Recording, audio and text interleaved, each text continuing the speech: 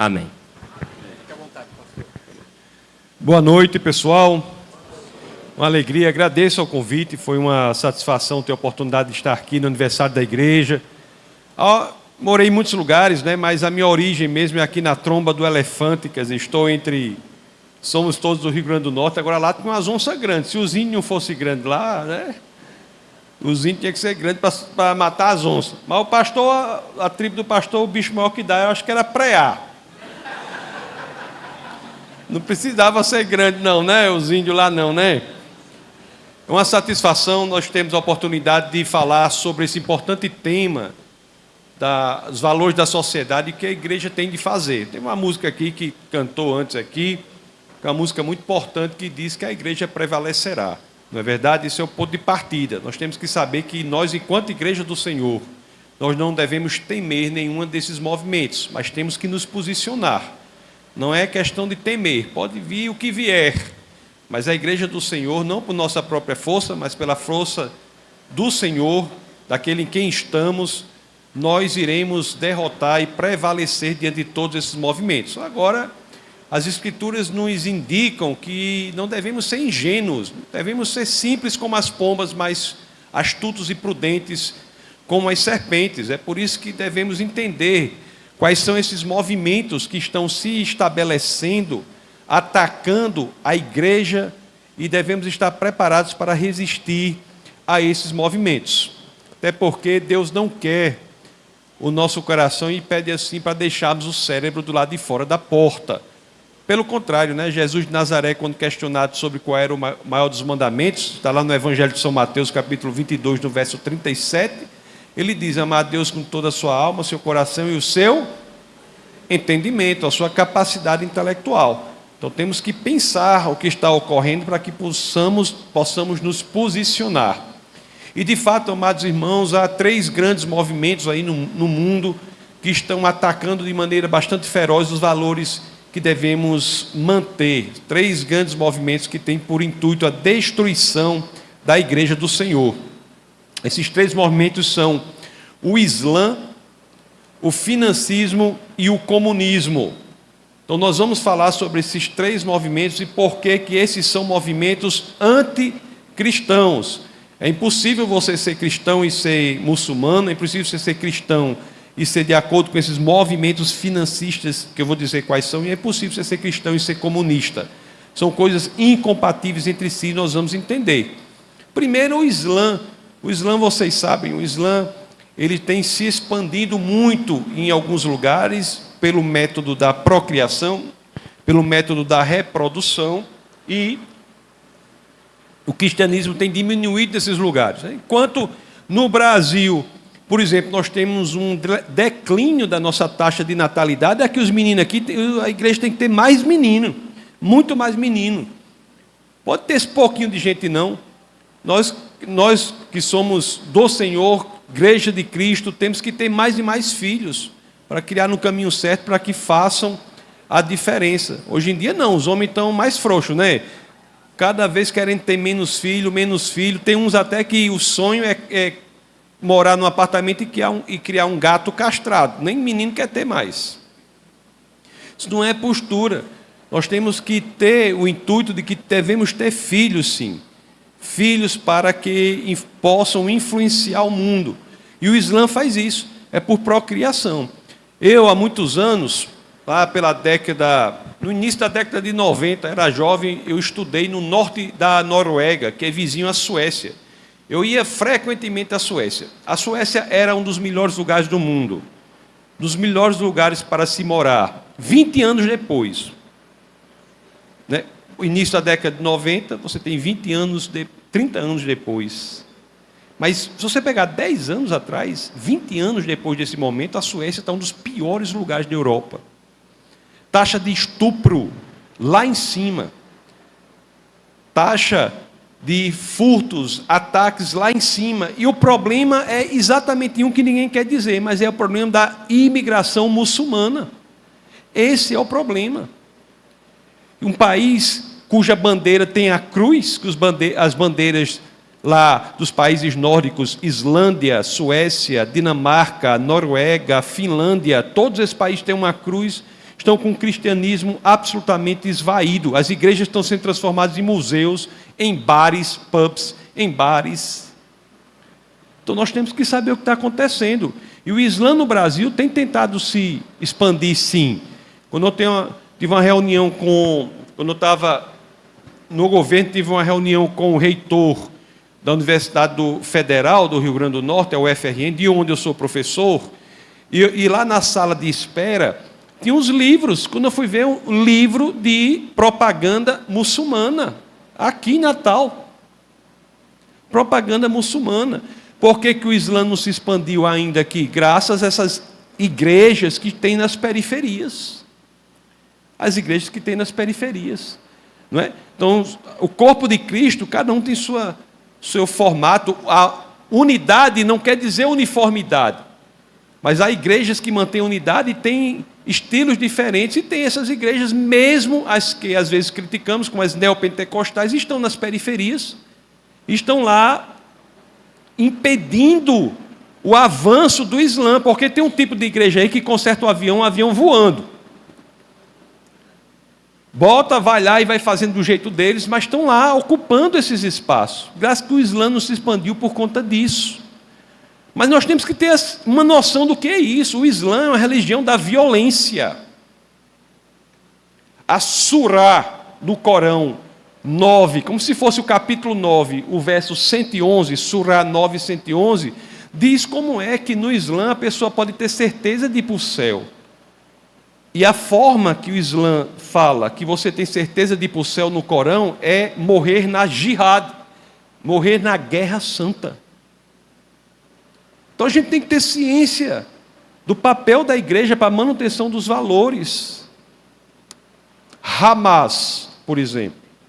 Hamas é uma organização terrorista que deve ser combatida e eliminada. Você sabe o que é Hamas? Olha, o Antigo Testamento é escrito em hebraico, com algumas partes em aramaico. O Novo Testamento é escrito em grego. Quando a gente vai ler o Antigo Testamento em hebraico, essa palavra não é desconhecida, não. Eu vou dar um exemplo para você. Em Gênesis 6, 11, capítulo 6, verso 11, fala o motivo pelo qual Deus julgou o mundo com o dilúvio em Noé. E o motivo pelo qual é que o mundo estava cheio de violência. Colocou aí? Cheio de violência. Se nós formos ler isso aqui, ora, a terra estava corrompida aos olhos de Deus e cheia de violência. Se nós formos ler isso em hebraico, onde é traduzido por violência, é porque estava cheia de Hamas. Hamas é a violência má, perversa. A violência não apenas contra o outro homem, mas é a violência e a maldade contra o próprio Deus. Então, o cristão não pode apoiar a organização terrorista Hamas. Tem que ter cuidado. Nós temos que nos posicionar. Porque o Islã é uma dessas forças que tem destruído muitas pessoas, afastado muitas pessoas de Jesus de Nazaré. Porque propõe um outro tipo, um tipo de expansão pelas armas. O povo diz, mas pastor, o muçulmano, só 20% dos muçulmanos são radicais. Dizem que de 20% a 30% dos muçulmanos são radicais. Eu digo, eu concordo com essa estatística, 20% a 30%, 25% para ficar no meio, mas só que são 25% de 1,8 bilhão de pessoas. 25% é uma população maior do que a população dos Estados Unidos, quase 2 vezes a população do Brasil de terroristas. A igreja do Senhor tem de prevalecer, não pode se acovardar, tem de entender o que está acontecendo e tem que avançar. Então esse é um movimento, mas esse não é sobre esse que eu quero falar muito hoje. Tem um outro movimento que eu chamo de movimento, que é um movimento financista. O que eu chamo desse movimento financista? É um movimento que tem por intuito descaracterizar as pessoas para que haja expansão unicamente do capital. É um movimento financista. ele tem o intuito de acabar a moralidade para expansão do capital com maior facilidade. É por isso que esses movimentos fazem com que um adolescente no México, um adolescente no Brasil, um adolescente nos Estados Unidos, praticamente queiram a mesma coisa, queiram o mesmo tênis, a mesma marca, tudo isso. Esse é um movimento também que é destrutivo da individualidade, das características únicas. Você veja que o cristianismo, quando ele vai para qualquer lugar, ele mantém a cultura. Muda os valores, mas a cultura é mantida. E você vê que esses movimentos querem destruir. E por fim tem esse movimento, que esse é o mais severo na igreja do Senhor, aqui no Brasil, e eu sempre gosto de falar sobre isso, quando estou aqui, que é o comunismo. O comunismo é um movimento anticristão, e eu vou explicar por quê. Muita gente não entende isso porque tem uma definição errada de comunismo. Comunismo nasce, como vocês sabem, com Marx. Marx e Engels. O que Marx e Engels fazem é o seguinte: eles querem ter uma ideia de como a sociedade funciona. E ele cria uma teoria para dizer como a sociedade funciona. Até aí, tudo bem, não tem problema. É até louvável do ponto de vista intelectual tentar fazer isso. E a conclusão a que eles chegam é assim, que a sociedade funciona assim. Você tem uma sociedade feudal, dizia eles, que depois geraria crises internas, conflitos internos, e ela se transformaria numa sociedade capitalista. Uma revolução burguesa transformaria a sociedade feudal em uma sociedade capitalista. E essa sociedade capitalista criaria seus próprios conflitos. E esses conflitos gerariam uma outra revolução, só que agora a revolução operária. E a sociedade se transformaria em comunista.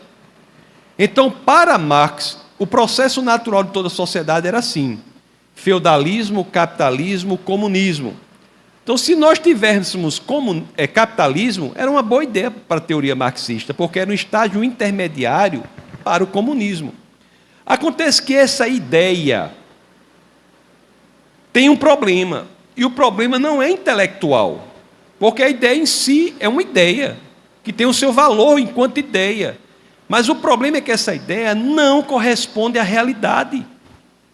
As sociedades não funcionam assim. E o contra-exemplo principal que demonstrou que essa sociedade não funciona assim, curiosamente, foi a Revolução Russa, em 1917. A Revolução Russa mostrou a passagem de uma sociedade feudal para uma comunista com uma burguesia, com um capitalismo irrelevante. Então, os seguidores de Marx começaram a ficar preocupados. Eles disseram assim: rapaz, parece que essa ideia de que o motor da sociedade é a economia, que a gente só vai tratar feudalismo, capitalismo, comunismo, só elementos econômicos, esse motor não funciona. A gente tem que agir em outro campo, no campo da ideologia. Porque para Marx, você agia na economia e era o suficiente, e a partir daí toda a ideologia era decorrente da economia. Tecnicamente eles chamam assim: a infraestrutura econômica gera a supraestrutura ideológica. A economia geraria ideologia. Aí os seguidores de Marx disseram: rapaz, não é assim não. Nós temos que agir direto na ideologia. E gradativamente, mais e mais pessoas pós-marxistas passaram a fazer isso. O próprio Lenin, na Revolução Russa, já deu um elemento muito mais político e menos econômico. Mas o que fez de vez com que o marxismo mudasse radicalmente foi um pensador que estava preso sob o regime de Mussolini, chamado Antônio Gramsci. Vocês já ouviram falar em Gramsci? Antônio Gramsci é responsável por tudo que está acontecendo aqui, as ideias dele. O que Gramsci disse foi o seguinte: vamos agir diretamente na ideologia. A economia não tem como controlar. Vamos agir na ideologia. Aí toda aquela linguagem marxista que vocês já conheceram, operário contra empregador, trabalhador contra empresário, tudo uma linguagem de economia, né? Que fala da economia. Toda essa distinção, operário empregador, burguês operário, toda essa distinção na economia, quando Gramsci falou isso, e Gramsci fez isso por um livro chamado Cartas do Cárcere, que ele fez quando estava preso. Quando Gramsci fez isso, as distinções passaram a acontecer no campo da ideologia, e eu vou dizer quais são, e são essas que têm atacado a igreja e a gente não tem se dado conta. Porque a distinção agora não é mais da economia, é entre homem e mulher, homossexual e heterossexual, índio e não índio, negro e branco, e assim sucessivamente. As pessoas passaram a ser divididas, não mais no âmbito da economia, mas no âmbito da ideologia para serem dominadas.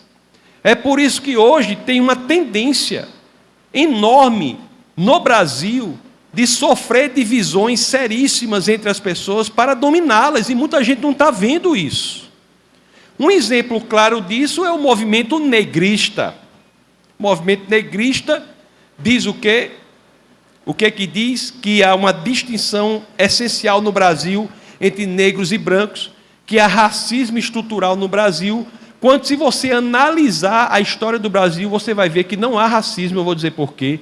Pode haver racistas, como há pedófilo, assassino, há racista. Isso aí é um desvio. Mas racismo estrutural não há, pelo simples fato de que nós somos um povo misturado. Uma sociedade racista não se mistura. Eu olho aqui, eu vejo todo tipo de tonalidade. Todo, isso é no Brasil todo. Todo tipo de tonalidade. Só se mistura uma sociedade que não é estruturalmente racista. Então a miscigenação é uma prova de que não há racismo estrutural, e é por isso que as vertentes comunistas ideológicas detestam a ideia da miscigenação. Eu, quando era menino na escola, eu aprendi assim: nós somos um povo miscigenado. Hoje as crianças não aprendem mais assim, não. Nós somos um povo misturado. A miscigenação é a nossa característica. Hoje ninguém fala mais isso, não. Porque a miscigenação é a prova de que o Brasil deu uma solução pacífica à tensão racial. E nós passamos a engolir a ideia de que há separação real entre negro e branco no Brasil. E isso começa a nos separar. E não apenas nos separar, mas o negro passa a ser vítima do negrismo. Como é que o negro é vítima do negrismo? Porque o negrismo propõe que ele fale, pense e haja de uma forma específica. Eu vi um podcast um dia desse que tinha 2 negros e um branco. E um negro disse uma ideia lá, qualquer, e o outro negro disse assim: ei, rapaz, isso aí não é ideia de pretão, não. Aí o outro falou: peraí, existe ideia de preto e de que não é preto? A cor da pele tem a ver com a ideia que eu posso ter? A cor da pele é relevante para o meu tipo de pensamento? Claro que não. Mas se você é um negro e não pensa de acordo com o movimento negrista, você é extirpado, atacado, expulso, diminuído. Você só serve se você pensar especificamente com o que aquele movimento está dizendo. Portanto, o movimento negrista está longe de ser de defesa de uma raça, é um movimento político, de dominação das pessoas. Isso acontece em todas as diferenças. Todas as diferenças. O Brasil, só para passar mais para outra distinção, o Brasil é um país que deu a solução a essa questão racial em 1910. No início do século passado, nós tínhamos um presidente negro. Vocês sabiam disso? O presidente do Brasil, no início do século passado, era negro. Nilo Peçanha. Cadê que se diz isso? Cadê que se divulga isso? Por que não se divulga isso? É um fato histórico, muito antes de Obama. Muito antes de Obama. Não é verdade? O patrono da literatura nacional é um negro. Machado de Assis. É um negro. Pelé nós chamamos de quê? Rei Pelé. Um negro. Está certo que divide a monarquia com Roberto Carlos. É um rei que divide a monarquia. Mas você está vendo como é o nosso país e está sendo invadido por essa estrutura de distinção. Qual é a organização brasileira mais importante no combate a estes intuitos comunistas de dividir as pessoas na raça? Qual é a instituição de maior resistência contra isso? A Igreja do Senhor. Tem aqui, pastor, não, se você for japonês, você não vai tocar bateria. Tem isso aqui, essa regra? Tem alguma regra, alguma coisa racista em qualquer igreja? As Assembleias de Deus tinham negros como mentores importantíssimos desde sempre no Brasil. Nessa igreja, tenho certeza que é a mesma coisa. Eu estava uma vez fazendo uma conferência para um grupo de pastores. Aí, um pastor chegou e disse assim: pastor, eu estou, inclusive, disse assim, pastor, eu estou promovendo lá na minha igreja um curso antirracismo por uma determinada instituição, curso antirracismo. Aí eu fiz assim, irmão, assim, pastor, o senhor vai me dar licença que eu vou lhe fazer uma pergunta, e vou fazer a pergunta para todos os pastores, era a conferência de pastores que eu estava ministrando lá. Aí eu fiz a pergunta, eu disse, eu queria que vocês respondessem honestamente, sinceramente. E eu perguntei, na igreja de vocês já viram realmente algum ato genuinamente racista? Me digam, por favor, eu preciso saber.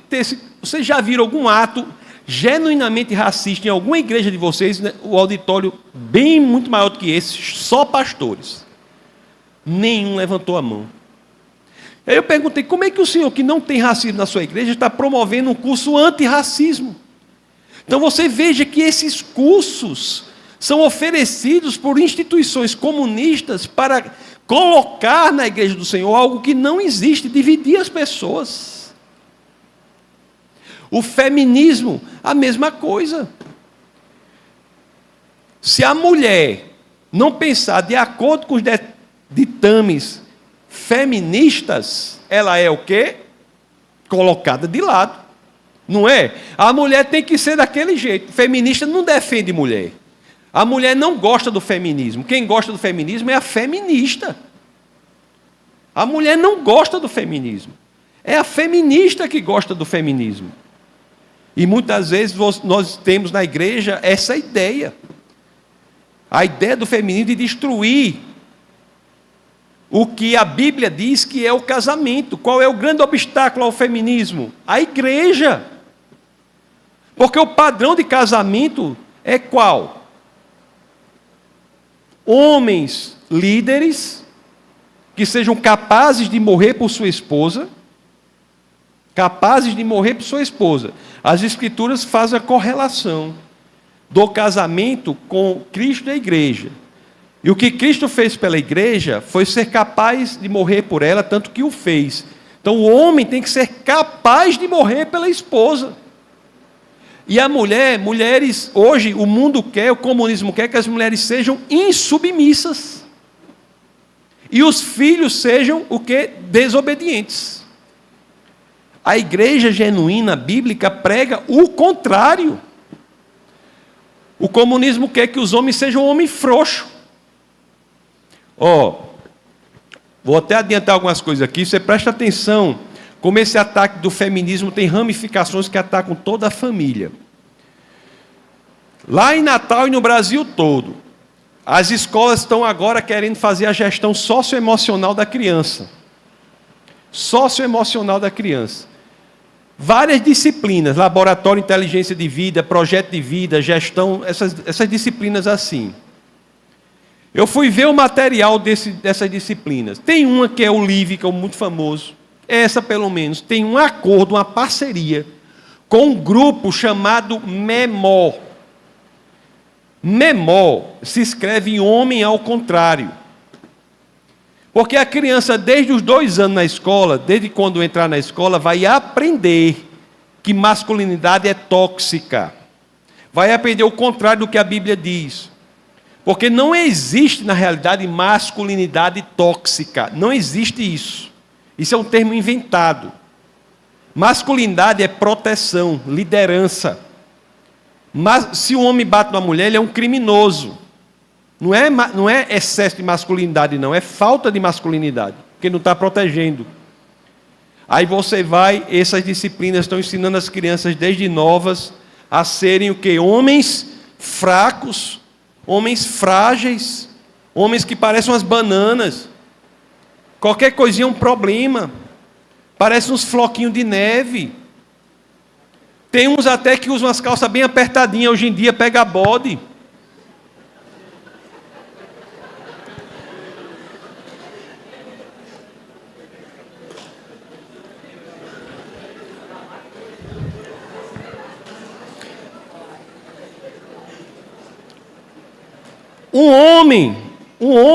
Um jovem, um homem que usa uma calça bem apertadinha, pega bode e é capaz de morrer pela esposa dele? É capaz de morrer? Ajeita as calças, irmão. Ajeita essas calças. É pega bode também? Misericórdia, irmão. Aí eu tenho que dizer. Aí eu digo assim para os irmãos assim. Uma vez estava na igreja dizendo as meninas querendo procurar um jovem para lá na igreja era corte, né? Para corte, não sei o quê. Eu tive que orientar minha filha, veja bem, minhas meninas orientei as meninas assim. Se esse rapaz que você está querendo conversar, não sei o quê, usar maquiagem, fuja. Fuja. Tem gente hoje usando, como é aquele negócio? Pó. É porque eu não sei o nome, é rímel, usa rímel. Tem um negócio, esses nomes assim. É a desmasculinização do homem. Desmasculinização do homem. E qual é o contrário disso? A igreja. A igreja genuína prega o quê? Que o homem é homem. Homem é homem. O homem tem que assumir as coisas. O homem não pode botar a mulher na confusão, botar a mulher no problema para ela resolver e se afastar. Então, cada vez mais nós temos isso. Homens que não assumem os seus papéis. Não assume os seus papéis. Então, esse elemento da ideologia feminista faz com que a mulher ela ocupe o lugar do homem, e o homem vai lá para baixo.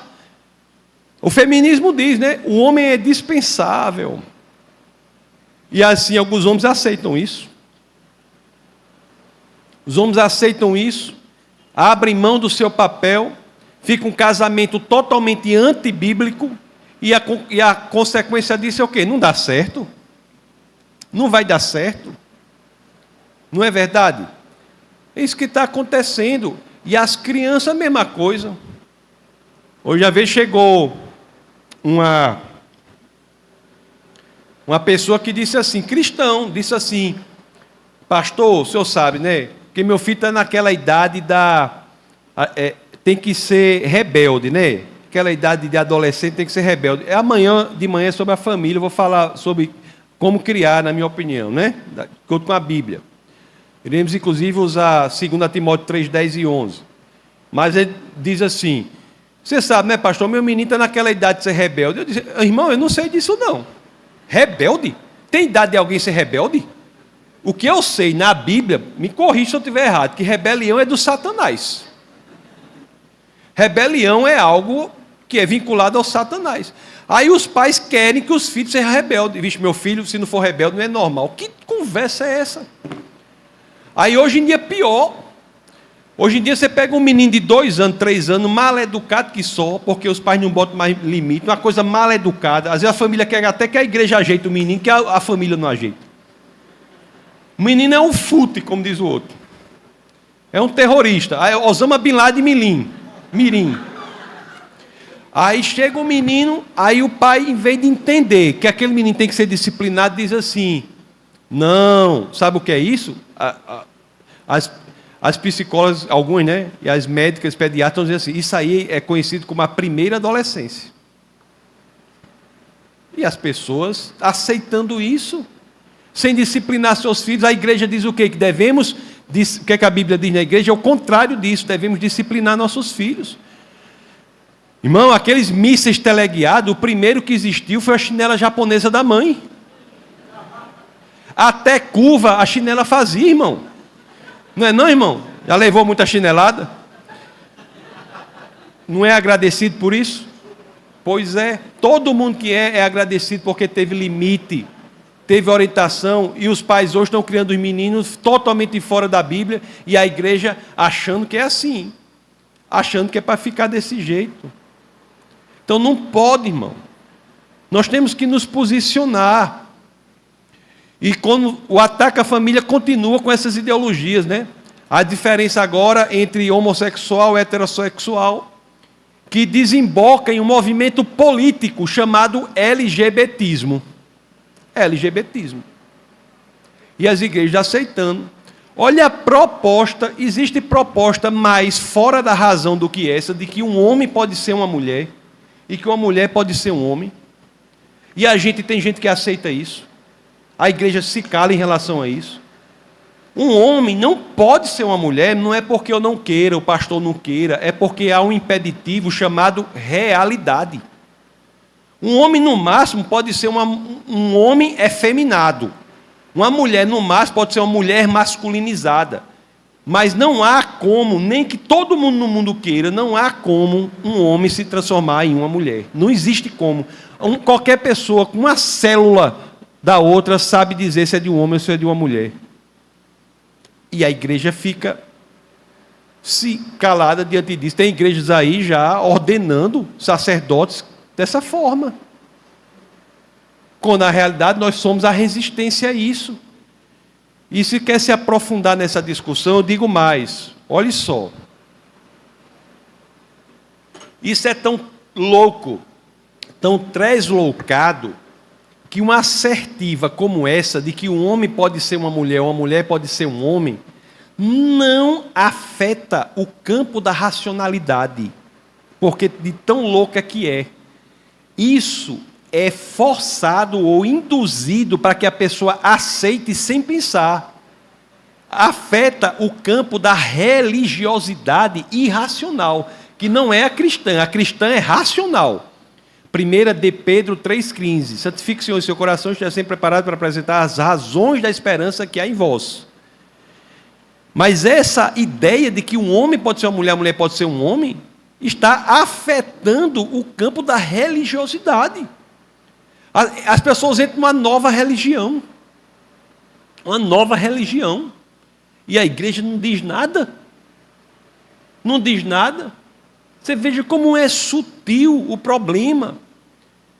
E isso tem desdobramentos, não é? Se um homem pode ser uma mulher pode ser um homem, pode ser mais coisa também. Tem uma senhora que foi entrar no zoológico lá nos Estados Unidos. Aí a moça da portaria, pastor, cobrou a entrada, não sei se parece que era $15. Posso estar enganado no valor, $15 ou $20 a entrada. E a moça disse assim: é um absurdo eu pagar isso. Aí a moça da portaria falou: mas por que a senhora não quer pagar? Aí ela respondeu: porque eu sou uma zebra. Como é que o zoológico vai cobrar de uma zebra? Ela dizia que era uma zebra no corpo de uma mulher. Ela nasceu no corpo errado. Não tem o transgênero, agora tem o transespécie. Ai, meu Deus, esse pastor é doido demais. Não sou, não. É o que está já acontecendo hoje em alguns lugares dos Estados Unidos. E eu digo Estados Unidos porque tudo que acontece lá vem para cá. Em alguns lugares dos Estados Unidos, uma criança chega na sala de aula e diz assim: eu sou um gato, a professora tem que providenciar uma caixinha de areia. É o que está acontecendo hoje. É o que está acontecendo hoje. Então vocês estão entendendo como o problema é grave. E na igreja do Senhor é que isso não acontece. A igreja do Senhor é a resistência contra tudo isso. A igreja do Senhor, nós temos as Escrituras, que são a verdade. A verdade, ela é mais do que um conceito, é mais do que um sistema de pensamento para o cristão. A verdade é uma pessoa, Jesus Cristo. No Evangelho de João, no capítulo 14, no verso 6, as Escrituras registram Jesus dizendo: eu sou o caminho, a verdade e a vida. Ninguém vem ao Pai senão por mim. João 14, 6.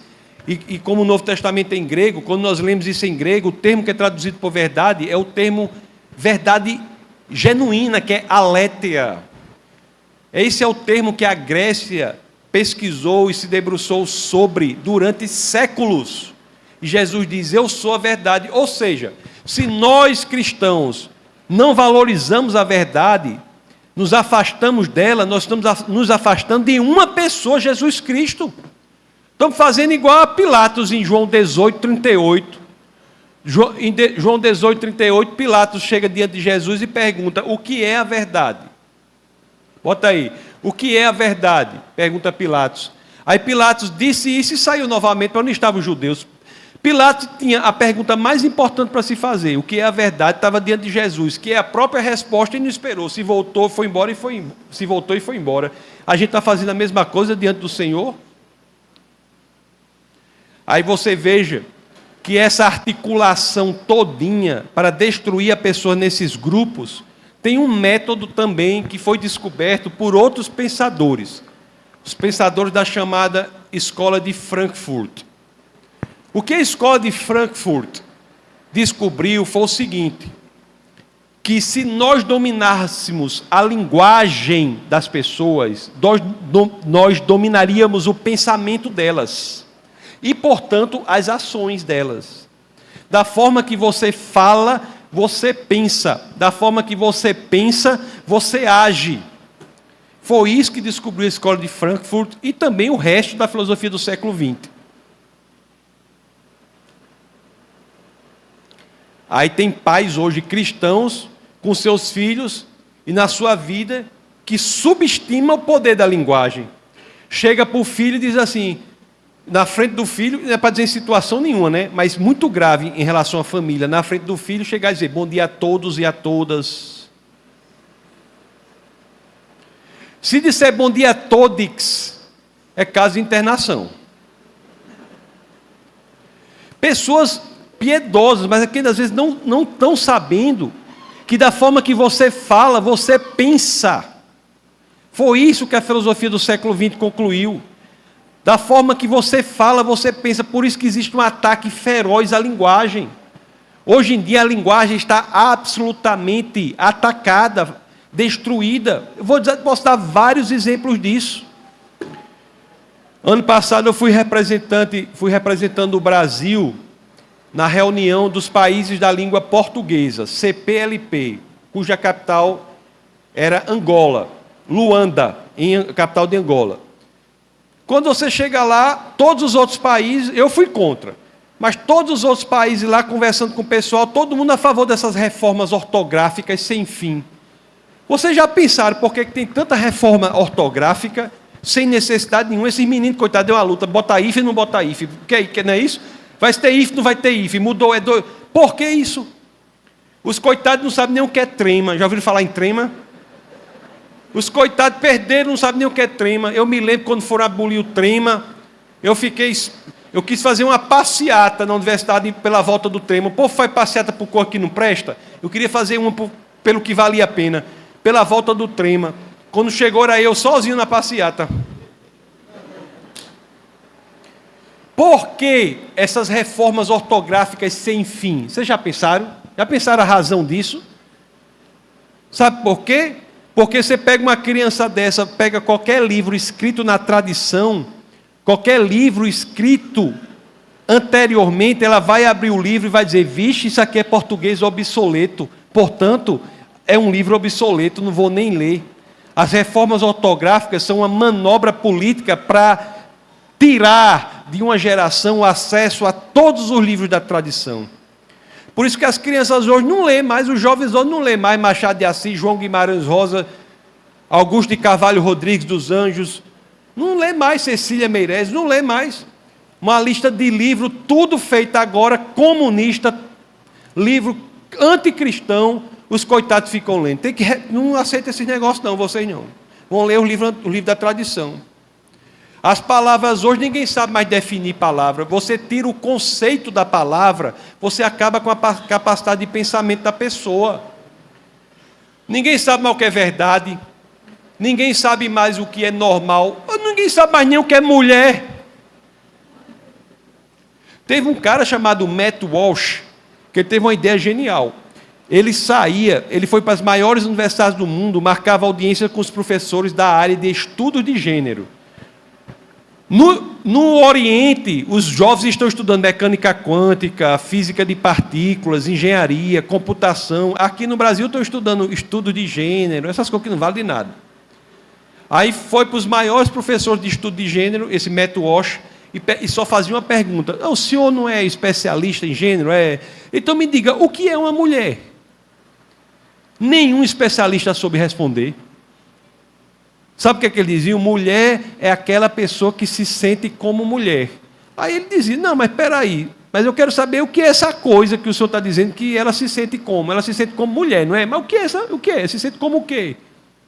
Você não pode definir mulher usando o termo mulher na sua definição. Porque a sua definição usando mulher, essa palavra mulher tem que já ser definida. Isso se chama um erro de definição circular. Ninguém sabe mais definir o que é mulher. Estão destruindo a linguagem. Destruindo a linguagem. Até botei um vídeo hoje no meu Instagram que estão fazendo com as crianças. Hoje não sabem mais ler, não. As crianças ficam com 9, 10 anos, maior problema de leitura, não sabem ler. Por quê? Porque abandonaram o método que funciona para botar um método construtivista de inspiração em Paulo Freire que só faz destruir as crianças, torná-las analfabetas, e crianças analfabetas e adultos analfabetos funcionais. Não estou falando coisa doida não, veja as crianças que você conhece hoje. Diga, você tem criança no 8º, 9º ano que não sabe ler. Não sabe ler. Criança com 8 anos de idade não tem capacidade de ler 60 palavras por minuto, tendo passado já 4 anos na escola. Por quê, pessoal? A resposta é simples. Porque tiraram o método que ensina a pessoa a ler para botar um que destrói a criança, que é o de Paulo Freire, que influencia o construtivismo. Qual foi a diferença? É assim. Eu, quando era menino, eu até botei esse vídeo, está hoje lá que eu falei num debate lá em São Paulo, dia 15 agora, no feriado. Hoje é que dia? 17? É 18? 18? Pronto, há 3 dias. Aí você veja, as crianças antigamente, o pastor talvez, assim, o senhor deve ser mais novo que eu, mas nessa época, a gente aprendia a ler assim, cavalo, C-A-K-V-A-V-L-O-L-O. Isso eu falei lá, cavalo. A gente aprendeu a ler assim, não foi, pastor? O método fônico, silábico. Vocês são mais antigos, não foi assim que vocês aprenderam a ler? Vocês estudaram naquela cartilha, do C-A-B-A-B-B-Bobu, aquela cartilha ali, o menino tinha 5 anos, já sabia ler, alguns lia com 4, outro, no máximo com 6. Hoje em dia, como é que faz? Você sabe como é que faz? Bota a palavra na frente da criança, você não pode dividir em sílaba, não. Aí bota a palavra na frente da criança, porque o construtivismo diz que o saber não é para ser descoberto, não. Tem que ser construído naturalmente na cabeça da criança. Aí você bota a palavra na frente da criança, cavalo. Aí a criança fica olhando para aquilo, espreme os olhos. Ai, meu Deus, é como a gente olhando para um hieroglifo da Suméria. Sabe aqueles? É a mesma coisa, botar um hieroglifo da Suméria na frente de vocês e dizer, o que é isso? Aí você vai ficar espremendo os olhos, né? Vai dizer o que, vai suar, vai dizer, ai meu Deus, vai querer tomar 3 ou 4 todinhos daqueles para baixar a temperatura. Aí, eita meu Deus, você vai dizer o quê? Aí a criança não aprende, não sabe o que é. Aí passa o tempo, ela não sabe ler e não pode reprovar a criança mais não. Criança, coitada, não sabe nem somar 1 mais 1, passa a prova, bota para frente. Aí a criança chega lá na frente sem saber ler, aí, em vez do povo fazer a lógica básica e dizer assim, você está vendo que isso aí é culpa do método? É lógico, né? O método não funciona. Não. Ele não disse que a culpa é do método, não. Diz que a culpa é de quem? Quem é a culpa de não saber ler? Da criança. É da criança. Ela não sabe ler, sabe por quê? Aí vai achar, aí vai, abre aquele, como é aquela prateleira de doença que tem o CID, né? O CID-5 agora é o último. Abre o CID-5. Não é só TDAH não, irmão. TDAH é um dos principais. Aí diz, a criança tem TDAH, mas diz dislexia, desortografia, descalculia, dislalia, disgrafia. Acha um problema para o menino. Não, e os pais, coitados, desesperados para o menino ter um problema mesmo, porque os pais ficam felizes. Você sabia quando diagnosticam a criança com alguma coisa? Os pais dizem, ai, graças a Deus, não sou eu.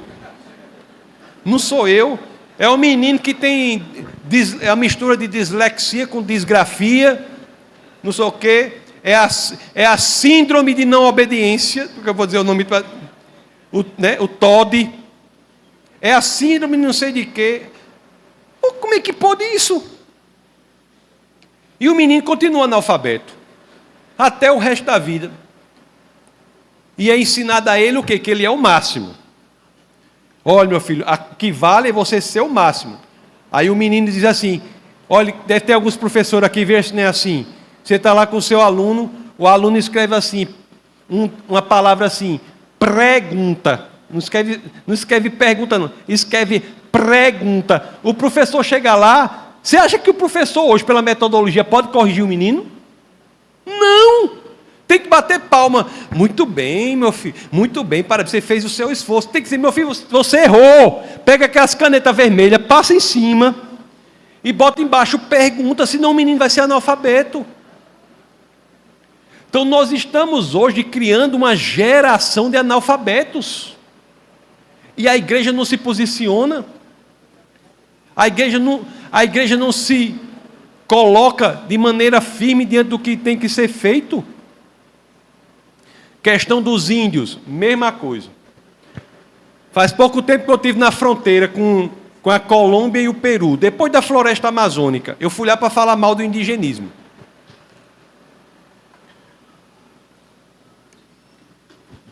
Obrigado, irmão. Foi um milagre.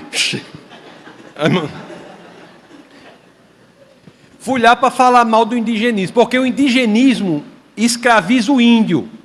Assim como o feminismo escraviza a mulher, o negrismo escraviza o negro, a teoria crítica racial diz que o branco é culpado por tudo. Você pega uma criança de 2 anos de idade na escola e diz, você é culpada.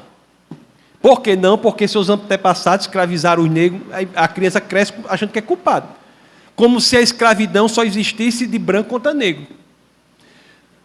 Os portugueses que vieram para o Brasil e foram escravocratas, os antepassados dele foram escravizados pelos piratas da Berbéria, do século XV ao XVIII, do norte da África. Os negros escravizavam brancos. Não tem negócio de cor de pele. Escravidão é uma coisa horrível na humanidade. Mas só existe escravidão de uma cor contra outra cor, não. Existe no mundo todo uma coisa horrível. Mas os hebreus, a primeira escravidão que houve foi onde? O primeiro antissemitismo que houve foi onde? Quando 70 pessoas, não é?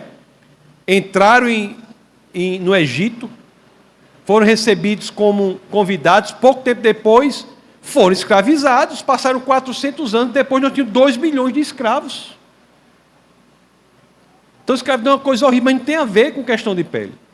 Então, questão racial, questão da família, e o dos índios é a mesma coisa. Aí lá vai eu, pastor, lá para a fronteira com a Colômbia e o Peru, depois da floresta amazônica. O avião voa, se chover ele volta porque não tem equipamento para pousar. Mas, graças a Deus não choveu, o avião conseguiu pousar no meio da floresta. As árvores de 40 metros. A Europa Ocidental cabe dentro da Amazônia brasileira. É um negócio impressionante. Uma coisa é você falar, outra coisa é você ver. Aí fui lá. Aí nós reunimos lá os ticuna. Um bocado dos ticuna e um grupo de antropólogos comunistas lá, que passaram no concurso dos órgãos lá, estavam lá. Aí eu cheguei a dizer o seguinte, dizer o que para os índios? Dizia para eles, o que vocês devem plantar? Aí o que? Aí a minha resposta era, o que vocês quiserem. Qual é a língua, em que língua seu filho deve estudar? Aí qual? Na língua que vocês escolherem. Por que o Estado obriga o índio, o filho do índio, a estudar na língua ticuna maguete, por exemplo? Imagina uma criança indo para a escola, com os professores tendo que falar ticuna maguete. Para encontrar um professor que preste de física falando português, é a coisa mais difícil que tem. Você imagina você encontrar um falando ticuna maguete. Aí aquele índio cresce, no final vai trabalhar em quê? Você está condenando uma criança à miséria. Isso ali, ele mora, lá na região lá, pastor, tem um quebra-mola.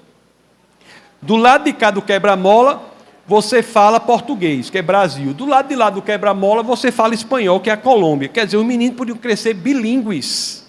Só bastava aprender inglês, né? Ficava com inglês, espanhol, português, e ainda aprendia o ticuna maguete. Então, o indigenismo escraviza o índio. Aí quando teve uma época que eu tomei conta do patrimônio linguístico brasileiro, né? Na função que eu estava. Quando chegava lá, que é muito belo, tem 250 línguas indígenas. Estava lá, aí fazia reunião, aí dizia, não, porque as etnias, os índios, o povo dizia, não, olha, eu sugiro que o senhor não fale índio, fale povos indígenas. Aí eu dizia, não, a senhora pode deixar que eu mesmo escolha as minhas palavras. Por que você tem medo de falar índio? Por que não pode falar índio? Tem que falar povos indígenas. O índio é povo brasileiro. Ele é povo brasileiro, como eu sou e vocês são. Quando você fala povos indígenas, você está dizendo o quê? Que o povo é uma relação que se estabelece entre o cidadão e o território. Eu tenho um território próprio, independente do Brasil, como querem fazer. Aí dão, né? Dão um território maior do que Sergipe para uma tribo lá e o coitado do índio não pode plantar nada na terra que deram para ele. Quem é que ganha com isso? É o índio? Não. Quem é que ganha? As ONGs. Os missionários são o único grupo que vai para lá para libertar verdadeiramente aquele povo. Tem ódio da igreja, essas máfias, ódio da igreja, porque o missionário vai libertar, fazer com que a pessoa seja um indivíduo. A Bíblia, as Escrituras, Jesus de Nazaré emancipa o homem. Emancipa o homem. Faz com que ele seja liberto, porque a mudança proposta no Evangelho não é de fora para dentro, como o comunismo ideológico quer, não. É de dentro para fora. Por isso que é sinônimo de liberdade. Então, meus queridos, são ideias que não são meramente ideias, e eu já me encaminho para o fim do tempo que me foi dado, mas são ideias que não são meramente ideias. É isso que eu quero chamar a atenção para vocês. São ideias que têm consequências nefastas na vida das pessoas. Eu viajo muito por aí, estava dizendo para os irmãos no almoço, viajo muito por aí, quando eu chego em um determinado local, a coisa que mais me entristece é ver muitas vezes um casal piedoso, cristão, chega e está com um filho numa situação que ele não gostaria. Não gostaria. Porque foi cooptado por esses movimentos. Feminismo, LGBTismo, negrismo, movimentos que fazem com que as pessoas queiram se tornar credoras, esqueçam que elas têm de trabalhar, se dedicar, estudar, que o homem tem que ser homem, que a vida é dura, que o cristianismo diz é o seguinte, não há de uma capa à outra da Bíblia nenhuma sugestão de que nós não teremos problemas. Não há nenhuma sugestão de que você tem problema, a culpa não é sua. A sugestão que dá é enfrente as vicissitudes, as intempéries, as dificuldades da vida, confiando no Senhor, você as ultrapassará. Então nós estamos perdendo a dimensão de ensinar às pessoas e aos jovens que a vida é dura. E você tem que batalhar. A pessoa chega para mim, ai, está difícil. Então acorde antes do sol nascer. Se dedique, enfrente, não fuja. Então esses movimentos descristianizam o Ocidente para que com isso possa dominá-los. Vocês estão entendendo? A igreja do Senhor tem um papel. Quando isso é feito, todos esses valores da sociedade são corrompidos. Daqui a pouco, irmãos, nós tem na igreja, algumas têm mudado tudo.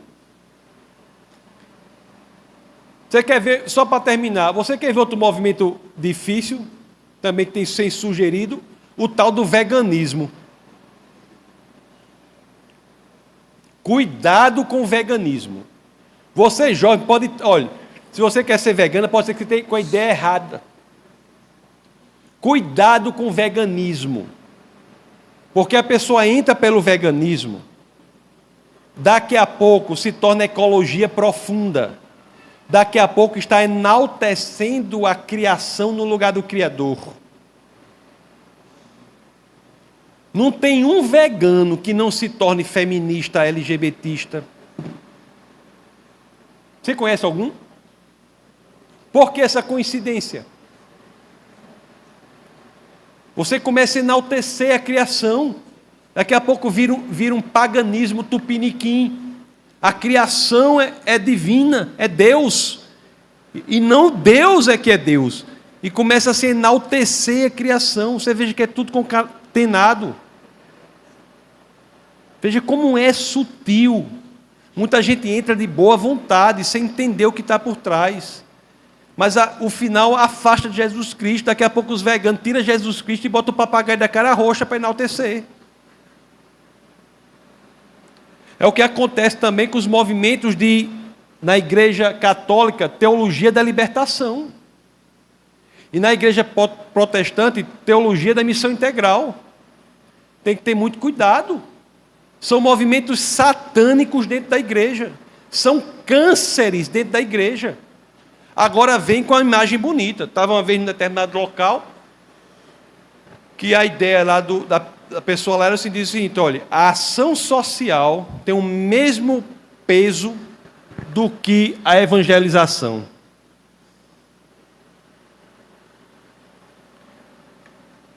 A frase mais anticristã que existe é: sem caridade não há salvação.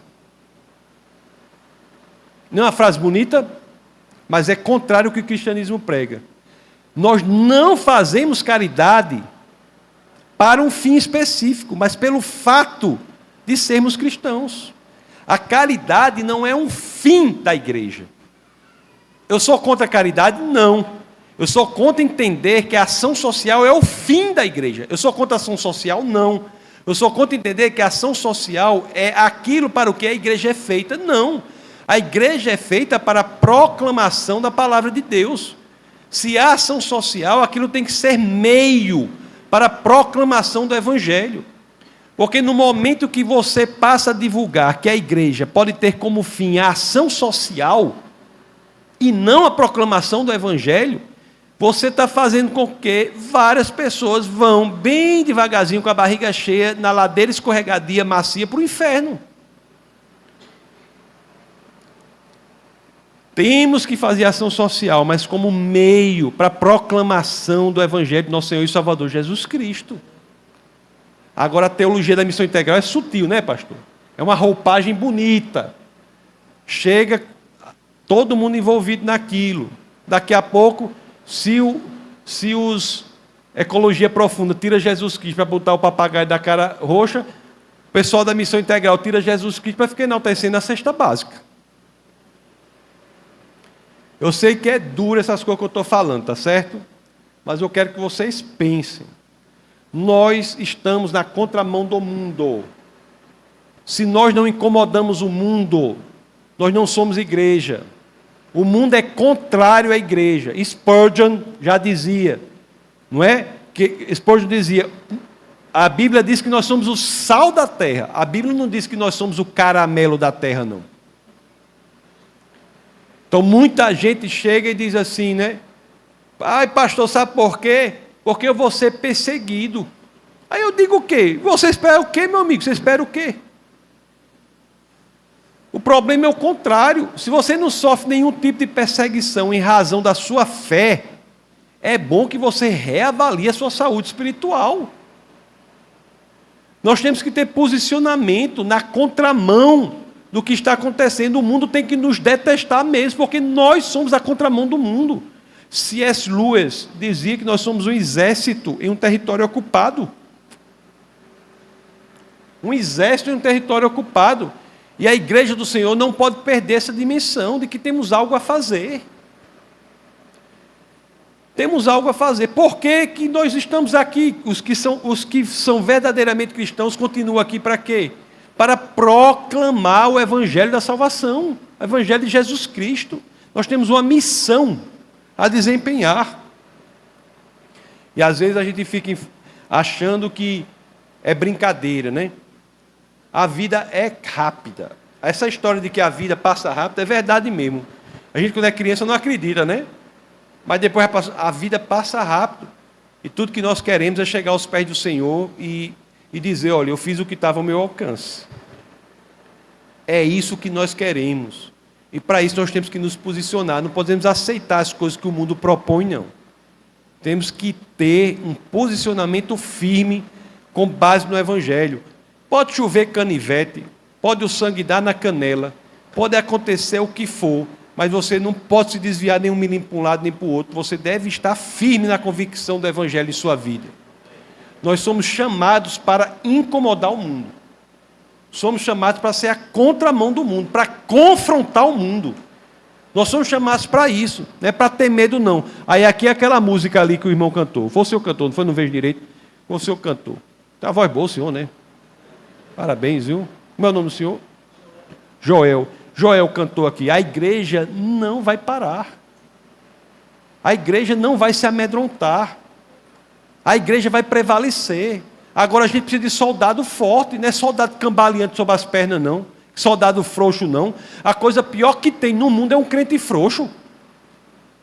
Ai, meu Deus, uma vez eu estava dando uma entrevista não sei onde, fiquei com raiva, assim, eu me segurei, sabe?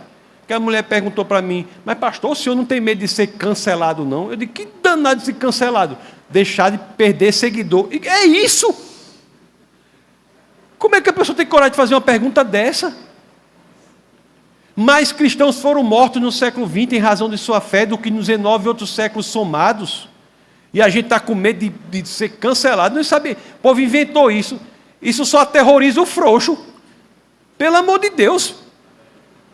Tem lugar aqui que você sai, você não sabe, lugar no mundo que você sai para a igreja, você não sabe se vai ser morto, se sua casa vai ser incendiada.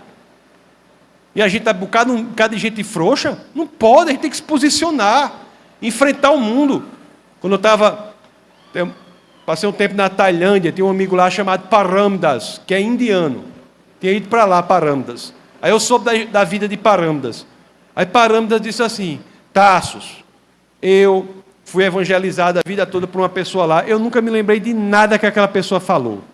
Eu só me lembrei de uma coisa, que ela disse assim, se você estiver em perigo, clame pelo nome de Jesus. Foi a única frase que ele se lembrou. Aí ele foi preso lá por uma situação, na prisão, ele se lembrou disso, aí clamou pelo nome do Senhor, e aquilo deu uma paz nele impressionante, sabe? Imediatamente, sobrenatural. Numa situação daquela, Paramda diz, eu senti uma paz imediata. Aí ele se tornou cristão. Aí foi falar com o pai e o avô, que eram sacerdotes hindus. Aí Paramda chegou para o pai e disse assim, papai, eu sou cristão agora, tal. Aí o pai reuniu a família e disse, olha, Paramdas é cristão. Aí chamou os irmãos e disse, vamos matar Paramdas.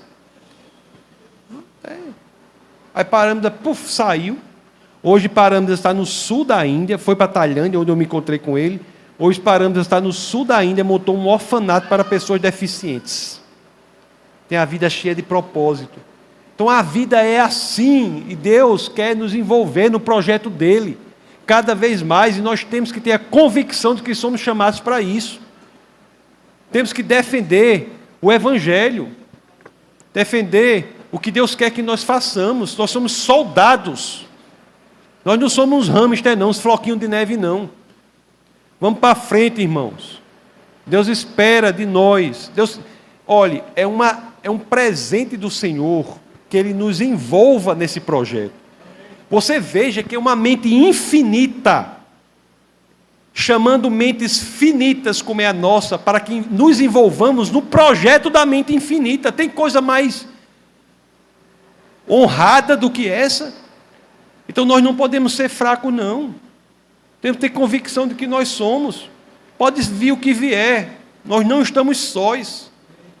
O Espírito do Deus, Criador dos céus e da terra, habita em nós. Gênesis 1:1 diz: no princípio Deus criou os céus e a terra. Quando a gente lê isso em hebraico, o verbo criar é do hebraico bará. Bará é um verbo tão impressionante que no sentido de criar tudo a partir do nada, só aceita Deus como sujeito. O verbo é uma palavra que designa uma ação, porque só Deus pode ser o sujeito, porque bará é criar tudo a partir do nada. É um Deus que é capaz de criar tudo, como Ele criou a matéria, o espaço, o tempo, a partir do nada. É esse Deus, o Espírito desse Deus que habita em nós. Então, se Ele criou tudo a partir do nada, o universo e tudo que existe a partir do nada, esse Deus habita em nós. Ele não pode transformar o nosso problema, a situação, não pode fazer com que você prevaleça diante das vicissitudes. Se houver dificuldade para propagar a palavra, enfrente. Vá adiante, confie no Senhor. Deus coloca no seu coração um projeto maior do que você sabe que sozinho pode realizar. É indício de que isso é de Deus mesmo, porque você não está só, Deus está com você. Agora nós temos que dar o primeiro passo. Temos que dar o primeiro passo. Só para terminar, Josué, que eu falo, foi atravessar o rio para a terra prometida. A geração lá de Números decidiu morrer no deserto e a vontade deles foi atendida. Aí Josué, Caleb foram atravessar com a outra turma lá. Aí Deus diz: atravesse o rio. Aí Josué fez o quê? Botou o pé na água. Se fosse hoje em dia, eu acho que os crentes iam fazer. Ai, Deus, providencia uma boia. Ai, Deus, providencia pelo menos umas botas 7 léguas para não molhar minhas unhas. Um bocado de coisa sem futuro. Bote o pé na frente que Deus dá o resto. É isso que Deus quer de nós. Então, quando nós vamos, enfrentamos, vamos adiante, o Senhor age. Isso é ser igreja do Senhor. Não é? É muito, a comunhão dos santos é uma das coisas mais bonitas que tem. Mas a igreja não é só isso. A igreja é mais, é proclamar um caminho que o mundo desconhece, é levar esperança para o mundo desesperado, é proclamar a verdade para o mundo que enaltece a mentira. Hoje a mentira está tão grande, se a pessoa diz para mim boa noite, eu penso que é de dia. A televisão, você liga a televisão, aí o jornal faz boa noite, eu penso que é de dia, porque aqui é uma mentira o tempo todinho. Não é verdade? Amados irmãos, que o Senhor, desculpa, eu passei uns minutos que eu me empolguei. Pastor, o Senhor me perdoe, eu ainda passei 13, eu vou passar 14 para não ficar no 13 aí. Peraí, deixa eu passar mais 14. Olha, vou passar 14 minutos. Nós temos que saber para o que fomos chamados. E nós temos que saber que por nós mesmos nada podemos, mas em Cristo tudo podemos. Não há nada nas Escrituras que sugira que nós não podemos fazer o que Deus quer que façamos. Pelo contrário, o que há nas Escrituras, na carta aos Filipenses, é a perspectiva de que no Senhor podemos fazer muito mais do que achamos que podemos fazer. Então, que Deus os abençoe poderosamente. Amanhã pela manhã nós estaremos falando sobre família. Seremos expostos a Timóteo 3, 10 e 11. E à noite falaremos sobre a relação entre ciência e fé. Fiquem na paz do Senhor. Muito obrigado. Obrigado, pastor. Fique à vontade. Amém. Vamos